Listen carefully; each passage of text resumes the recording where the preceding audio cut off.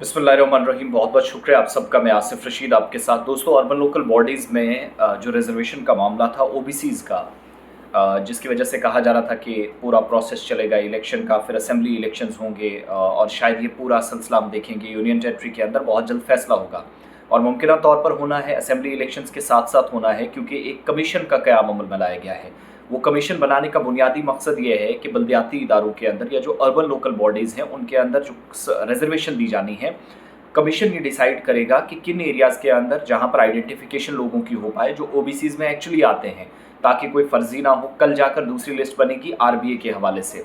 RBS के अलावा बनेगी जिनकी पहाड़ी सर्टिफिकेट्स बनती हैं, जिनने रिजर्वेशन ली है या एसटी और एससी में आते हैं, तो उसके अलावा जो बचेंगे जिन लोगों को दिया जाना है उन लोगों के लिए फैसला होगा। और बाज़ाब्ता तौर पर सरकार ने मकामी सतह पर इदारों में जो बाकी पसमानदा तबकात हैं ओबीसीज़ के लिए है, ओबीसीज़ हैं, उनके लिए रिजर्वेशन की सहूलत फराहम करने का एक वफद जो है पसमानदा तबकात कमीशन कायम करने का फ़ैसला लिया गया है। और सुप्रीम कोर्ट की तरफ से ये हिदायत दी गई कि जम्मू कश्मीर में जो तमाम मकामी इदारे हैं, अर्बन लोकल बॉडीज़ हैं, उनमें ओबीसीज़ के हवाले से पसमानदगी के नवीयत असरात के बारे में बाज़ाब्ता तौर पर इंक्वायरी हो। यानी वो जो मैं बार बार बता रहा हूँ कि कौन ओबीसी में एक्चुअली फॉल करता है, इस कैटेगरी के तहत किसको फ़वाइद मिलेंगे किसको नहीं, ये सारा जानने का एक मौका उनको दिया जाएगा। कमीशन की मुद्दत इस ऑर्डर की इशाअत की तारीख यानी जो परसों ऑर्डर निकला 45 दिन की होगी। कमीशन 45 डेज़ के अंदर रिपोर्ट तैयार करेगा और हुकूमत को अपनी रिकमेंडेशन सिफारिशात पेश करेगा और कमीशन यूनियन टेरिटरी के अंदर बाज़ाब्ता तौर पर ये जानने की कोशिश करेगा सुप्रीम कोर्ट और हुकूमत को रिपोर्ट पेश करने के लिए जो रिकॉर्ड्स हैं, रिपोर्ट्स हैं, सर्वे हैं, आदाद शुमार हैं, उसकी बुनियाद पर मुताला करेगा, स्टडीज़ करेगा कि ओबीसीज़ के लिए डिज़र्व कौन करते हैं, कौन लोग इसमें आते हैं और शहरी इलाकों की आबादी का तयन किया जाएगा।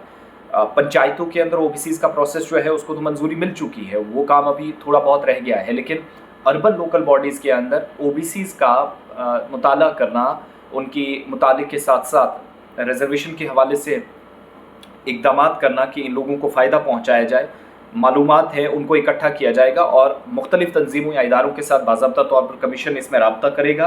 वो अपने मकसद के लिए ज़रूरी है मुतलका समझने वाली कमीशन के चेयरमैन और मेंबरान की मयाद कमीशन के मयाद के साथ मिलकर काम करेगा। ये तय पाया जाएगा कि आया ओबीसीज़ के अंदर सारे लोग आते हैं या नहीं। अब आप देखिए कि कई लोग ऐसे हैं जो फ़ायदा उठाना चाह रहे हैं डबल रिजर्वेशन का, वो तो होगा नहीं।